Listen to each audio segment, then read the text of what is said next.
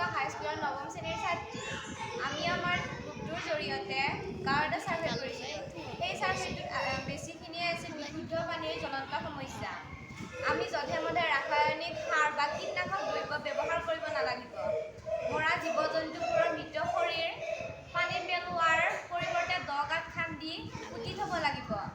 কোনো ৰাসায়নিক পদাৰ্থ বা ঔষধজাতীয় পদাৰ্থ পানীত পেলোৱাৰ পৰা বিৰত থাকিব লাগিব।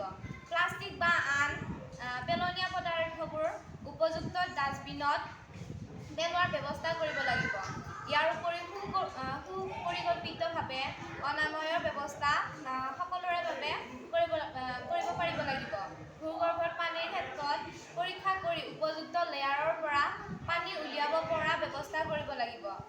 ইয়াৰ উপৰি খোৱা পানী উতলাই আমি সকলোৱে খাব লাগিব।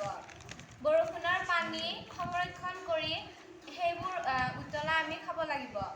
দমকল বা মটৰৰ জৰিয়তে পানী উলিয়াই তাৰ পৰিৱৰ্তে উতলাই খাব পাৰিব লাগিব। আমাৰ অনাময় ব্যৱস্থা